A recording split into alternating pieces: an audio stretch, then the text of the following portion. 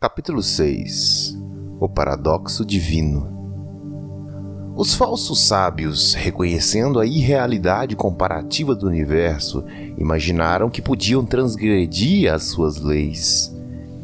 Estes tais são vãos e presunçosos loucos. Eles se quebram na rocha e são feitos em pedaços pelos elementos, por causa da sua loucura. O verdadeiro sábio, conhecendo a natureza do universo, emprega a lei contra as leis, o superior contra o inferior. E pela arte da alquimia, transmuta aquilo que é desagradável naquilo que é agradável, e deste modo triunfa. O domínio não consiste em sonhos anormais, em visões, em vidas e imaginações fantásticas, mas sim no emprego das forças superiores contra as inferiores, escapando assim das penas dos planos inferiores pela vibração nos superiores. A transmutação não é uma denegação presunçosa, é a arma ofensiva do mestre, ou Kybalion. Este é o paradoxo do universo, que resulta do princípio de polaridade que se manifesta quando o todo começa a criar. É necessário prestar atenção, porque isto estabelece a diferença entre a falsa e a verdadeira sabedoria. Enquanto que, para o todo infinito, o universo, as suas leis e suas forças, a sua vida e seus fenômenos são como pensamentos presentes no estado de meditação ou sonho, para tudo que é finito, o universo deve ser considerado como real, e a vida, a ação e o pensamento devem ser baseados nele, de modo a concordar com um preceito da verdade superior, cada qual concordando com o seu próprio plano e suas leis. Se o todo imaginasse que o universo era a verdadeira realidade, desgraçado do universo, porque ele não poderia subir do inferior ao superior, que é a deificação. Então o universo ficaria fixo e o progresso seria impossível. E se o homem, devido à falsa sabedoria, considerar as ações, vidas e pensamentos do universo como um mero sonho, semelhante a seus próprios sonhos finitos, então ele faz tão conveniente para si, como um dormidor que está passeando. Tropeça sempre num círculo vicioso, sem fazer progresso algum, sendo, por fim, despertado por uma queda terrível, proveniente das leis naturais que ele ignora. Conservai sempre a vossa mente nas estrelas, mas deixai os vossos olhos verem os vossos passos para não cairdes na lama, por causa da vossa contemplação de cima. Lembrai-vos do paradoxo divino, que ao mesmo tempo que o universo não existe, ele existe. Lembrai-vos sempre dos dois polos da verdade, o absoluto e o relativo. Tomai cuidado com as meias-verdades. Aquilo que os hermetistas conhecem como a lei do paradoxo é um aspecto do princípio de polaridade. Os escritos herméticos estão cheios de referências ao aparecimento de paradoxos na consideração dos problemas da vida e da existência. Os instrutores previnem constantemente os seus discípulos contra o erro de omitir o outro lado de cada questão, e as suas admoestações se referem particularmente aos problemas do absoluto e do relativo, que deixam perplexos todos os estudantes de filosofia e que causam muitas ideias e ações contrárias ao que é geralmente conhecido como senso comum. Nós prevenimos a todos os estudantis que fiquem certos de compreender o paradoxo divino do absoluto e do relativo, para não ficarem atolados na lama da meia-verdade. É para este fim que foi escrita esta lição particular. Aprendei-a bem. O primeiro pensamento que o homem pensador tem, depois que ele compreende bem a verdade que o universo é uma criação mental do todo, é que o universo e tudo o que ele contém é mera ilusão, irrealidade, ideia contra a qual os seus instintos se revoltam. Contudo, esta, como todas as outras grandes verdades, pode ser considerada sob os pontos de vista absoluto e relativo. Sob o ponto de vista absoluto, o universo, comparado com o todo em si, é de natureza de uma ilusão, de um sonho, de uma fantasmagoria. Sempre reconhecemos-lo em nossas vidas ordinárias, porque falamos do mundo como um espetáculo transitório, que vai e vem, nasce e morre, por causa do elemento de impermanência e mudança, limitação e insubstancialidade. Ideia esta que está em relação com a de um universo criado, ao passo que contrasta com a ideia do todo. Filósofos, metafísicos, cientistas e teólogos todos são concordes sobre este ponto, que é fundado em todas as formas de ideias filosóficas e religiosas, assim como nas teorias das respectivas escolas metafísicas e teológicas. Assim, as doutrinas herméticas não ensinam a insubstancialidade do universo com palavras mais altíssonas do que as que vos são familiares, mas, apesar disso, o seu modo de encarar o assunto parecerá uma coisa mais assustadora. Uma coisa que tem um princípio e um fim pode ser considerada, em certo sentido, como irreal e não verdadeira. E conforme todas as escolas de pensamento, o universo está sob esta lei. Do ponto absoluto de vista, nada é real a não ser o todo, o que não pode ser realmente explicado. Ou o universo é criado da matéria, ou é uma criação mental na mente do todo. Ele é insubstancial, não duradouro, uma coisa de tempo, espaço e mobilidade. É necessário compreender cabalmente isso antes de passardes a examinar as concepções herméticas sobre a natureza do universo. Examinai cada uma das outras concepções e vereis que elas não são verdadeiras. Mas o ponto de vista absoluto mostra um só lado do panorama. O outro lado é o relativo. A verdade absoluta foi definida como sendo as coisas como a mente de Deus as conhece, ao passo que a verdade relativa são as coisas como a mais elevada razão do homem as compreende. Assim, ao passo que para todo o universo é irreal e ilusório, um simples sonho é o resultado de meditação, para as mentes finitas que fazem parte deste mesmo universo e observam através de suas faculdades, ele é verdadeiramente real e assim deve ser considerado. Ao reconhecer o ponto de vista absoluto, não devemos cometer o erro de negar ou ignorar os fatos e fenômenos do universo, do modo como estes se apresentam às nossas faculdades. Lembremos que não somos o todo. Para dar um exemplo familiar, todos reconhecemos que a matéria existe para os nossos sentidos, e estaríamos errados a mente finita se o não reconhecêssemos. Mas sempre a nossa mente finita compreende a afirmação científica que, falando cientificamente, não há nada mais que a matéria. Aquilo que chamamos matéria é considerado como sendo simplesmente uma agregação de átomos, os quais são um grupo de unidades de forças chamadas elétrons ou íons, que estão em constante vibração e movimento circular. Batemos numa pedra e sentimos o baque. Parece ser uma coisa real, mas é simplesmente o que dissemos acima.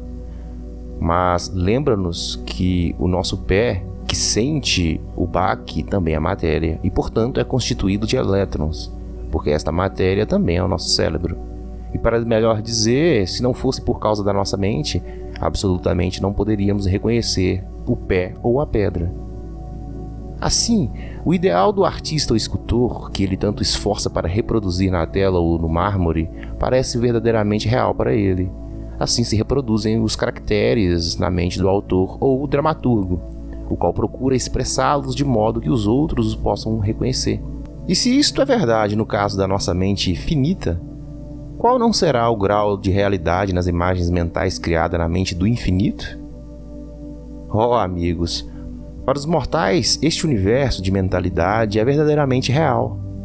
É o único que sempre podemos conhecer, ainda que subamos de planos a planos cada vez mais elevados. Para conhecê-lo de outro modo pela experiência atual, teríamos de ser o todo mesmo. É verdade que quanto mais alto nos elevamos na escada, alcançamos as proximidades da mente do Pai. As coisas mais visíveis tomam a natureza ilusória das coisas finitas. Mas antes que o todo nos retire em si, a visão atual não desaparece. Assim, não devemos viver acima das formas da ilusão, desde que reconhecemos a natureza real do universo. Procuremos compreender as suas leis mentais e nos esforcemos em empregá-las para obtermos melhor resultado no nosso progresso através da vida, ao caminharmos de um plano a outro plano de existência. As leis do universo não são as pequenas leis férreas, por causa da sua natureza mental. Tudo, exceto o todo, é limitado por elas. Aquilo que está na mente infinita do todo é real em grau relativo a esta mesma realidade que é revestida na natureza do todo. Não fiquemos, pois, incertos e atemorizados. Somos todos firmemente contidos na mente infinita do todo, e nada nos pode prejudicar e nos intimidar. Não há força fora do todo para poder agir sobre nós. Podemos, pois, ficar calmos e tranquilos, a um mundo de conforto e tranquilidade nesta realização depois de atingida. Então, calmos e tranquilos, repousaremos embalados no berço do abismo, ficando sem perigo no seio do oceano da mente infinita, que é o todo. No todo, moveremos, viveremos e teremos nossa existência.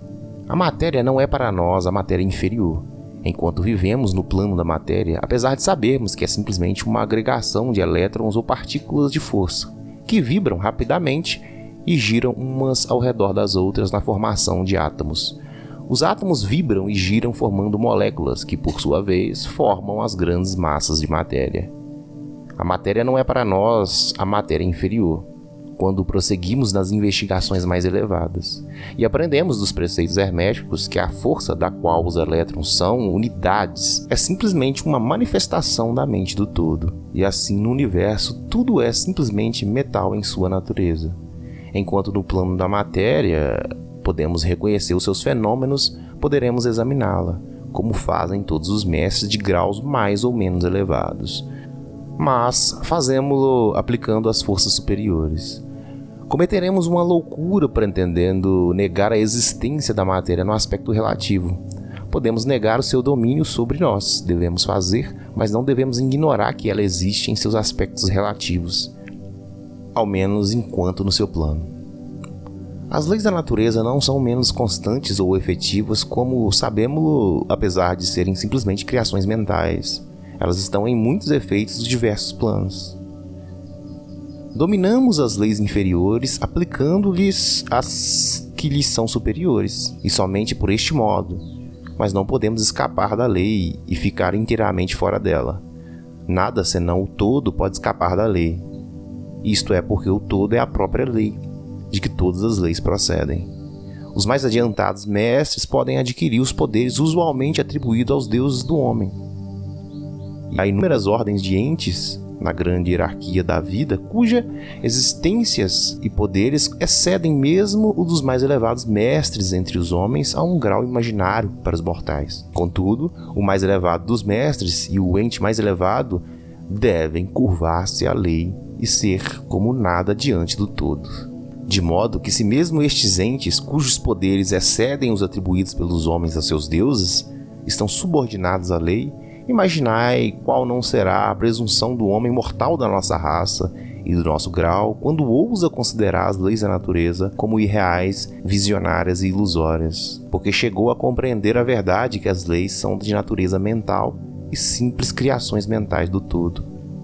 Estas leis que o todo destinou para governar as leis não podem ser desafiadas nem arguidas. Enquanto durar o universo, elas durarão, porque o universo só existe pela virtude dessas leis, que formam seu vigamento e que ao mesmo tempo o mantêm. O princípio hermético de mentalismo, explicando a verdadeira natureza do universo por meio do princípio que tudo é mental, não muda as concepções científicas do universo, da vida ou da evolução. Com efeito, a ciência simplesmente corrobora os ensinamentos herméticos. Estes últimos ensinam que a natureza do universo é mental, ao passo que a ciência moderna disse que ele é material, ou, ultimamente, que ele é energia, em última análise. Os preceitos herméticos não caem no erro de combater os princípios básicos de Herbert Spencer, que afirmam a existência de unia, energia infinita e eterna da qual todas as coisas procedem. Com efeito, os hermetistas reconhecem na filosofia de Spencer a mais elevada exposição das operações das leis naturais que foram promulgadas até agora. E eles creem que Spencer foi uma reencarnação de um antigo filósofo que viveu no Egito milhares de anos antes e que por último se tinha encarnado como Heráclito, o filósofo grego que viveu em 500 a.C. E eles consideram esta ideia de energia infinita e eterna como partindo diretamente da linha dos preceitos herméticos, sempre com o acréscimo da sua própria doutrina, que esta energia de Spencer é a energia da mente do todo. Com a chave mestra da filosofia hermética, o estudante poderá abrir várias portas das mais elevadas concepções filosóficas do grande filósofo inglês, cuja obra manifesta os resultados da preparação das suas encarnações precedentes. A sua doutrina a respeito da evolução e do ritmo está na mais perfeita concordância com os preceitos herméticos sobre o princípio de ritmo. Assim, o estudante do hermetismo não deve desprezar quaisquer destes pontos de vista científicos a respeito do universo. Todos devem ser interrogados para se concluir e compreender o princípio oculto que o todo é mente, o universo é mental e criado na mente do todo. Eles creem que os outros 6 dos 7 princípios herméticos se adaptarão a esta doutrina científica e servirão para esclarecê-la. Não há que admirar ao encontrarmos a influência do pensamento hermetista nos primitivos filósofos da Grécia, em cujas ideias fundamentais se baseiam em grande parte as teorias da ciência moderna. A aceitação do primeiro princípio hermético, o de mentalismo, é o único grande ponto de diferença entre a ciência moderna e os estudantes hermetistas. Mas a ciência se dirige gradualmente para o lado dos hermetistas, nas suas alpalpadelas no meio da escuridão para encontrar um caminho de saída do labirinto em que vaga nas suas pesquisas pela realidade. O fim desta lição é gravar na mente dos nossos estudantes a verdade que, para todos os intentos e propósitos, o universo e suas leis, seus fenômenos, são justamente reais, que mesmo o homem está incluído nelas, de modo que poderiam estar sobre a hipótese do materialismo ou energismo. Sob qualquer hipótese, o universo no seu aspecto exterior é mutável e transitório, e por isso sem substancialidade e realidade. Mas, notai o outro polo da verdade. Sobre qualquer das mesmas hipóteses, somos compelidos a agir e viver como se as coisas transitórias fossem reais e substanciais. Há sempre esta diferença entre as diversas hipóteses, que sob os velhos pontos de vista, o poder mental era ignorado como força natural, ao passo que sob o mentalismo ele se torna uma grande força natural. Esta diferença revoluciona a vida daqueles que compreendem este princípio, as leis que eles resultam e suas práticas. De modo que todos os estudantes devem compreender as vantagens do mentalismo e aprender a conhecer, usar e aplicar as leis que dele resultam, mas não devem cair na tentação que, como diz o Kybalion, domina os falsos sábios e os deixa hipnotizados pela aparente irrealidade das coisas, tendo como consequência eles andarem para trás como desvairados, vivendo num mundo de sonhos, ignorando o trabalho e a vida do homem, sendo seu fim quebrarem-se contra as rochas e se despedaçarem pelos elementos por causa da sua loucura. Em primeiro lugar vem o exemplo do sábio, que a mesma autoridade estabelece de modo seguinte: ele emprega a lei contra as leis, o superior contra o inferior, e pela arte da alquimia transmuta o que é desagradável no que é agradável, e deste modo triunfa. Seguindo a autoridade, combatamos também a falsa sabedoria, que é uma loucura que ignora a verdade. O domínio não consiste em visões e sonhos anormais, em vida e imaginações fantásticas, mas sim no emprego das forças superiores contra as inferiores, escapando assim das penas dos planos inferiores pela vibração nos superiores. Lembrai-vos sempre, estudantes, que a transmutação não é uma presunçosa denegação, mas sim a arma ofensiva do mestre. As citações acima são do Kybalion e são dignas de serem conservadas na memória do estudante.